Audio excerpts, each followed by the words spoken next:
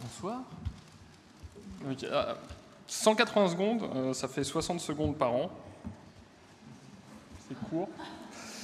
Donc ça va être bref, mais je vais essayer de faire de mon mieux pour essayer de transmettre un petit peu ce que j'ai fait.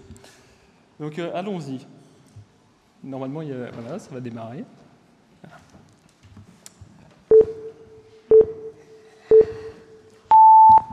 Donc, alors moi je travaille en photonique. Donc la photonique c'est la science de la lumière et il s'avère que maintenant on en voit partout. On en voit dans les télécommunications, les caméras 3D, les applications biomédicales, militaires, enfin c'est un milieu extrêmement actif, innovant. Ça a d'ailleurs été identifié comme un KET, donc une Key Enabling Technology par la Commission européenne. Donc on est vraiment sur un milieu extrêmement innovant. Et durant ma thèse je me suis intéressé à cette petite chose-là, donc je me suis intéressé au laser, qui finalement sont un peu la clé de voûte de tous les systèmes photoniques, parce que le laser va créer la lumière qui va ensuite être exploitée par tout le reste du système.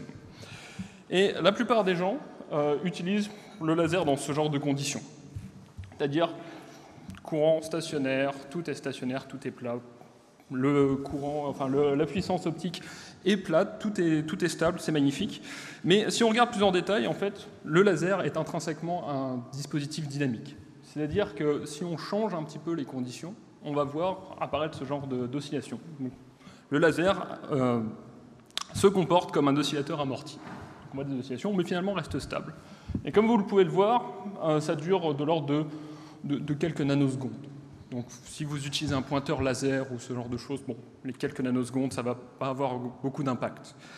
Mais le problème, c'est si vous avez une petite perturbation, mettons une fibre optique un peu trop bien alignée, vous pouvez avoir une rétroaction optique qui va complètement déstabiliser le laser et créer ce qu'on appelle du chaos. Donc le chaos, c'est une évolution apériodique, imprévisible, qui n'est absolument pas liée au bruit, mais qui est uniquement liée aux non-linéarités du système. Et on va typiquement observer ce genre d'attracteur chaotique, très joli, donc c'est pour ça que je l'ai mis dans la présentation. Et on va observer ce qu'on appelle plus couramment l'effet papillon. Ce que j'ai découvert durant ma thèse, c'est qu'on n'a pas vraiment besoin de ça pour obtenir une dynamique chaotique. Donc sans rentrer dans les détails, une compétition de mode va faire en sorte va jouer le rôle de perturbateur et on va obtenir du chaos. Donc le problème, c'est que les ingénieurs préfèrent la stabilité au chaos. Allez savoir pourquoi. Mais bon, on peut aussi trouver que le chaos, ça peut être intéressant, et essayer d'exploiter cette dynamique non linéaire, essayer de voir ce qu'on peut en faire.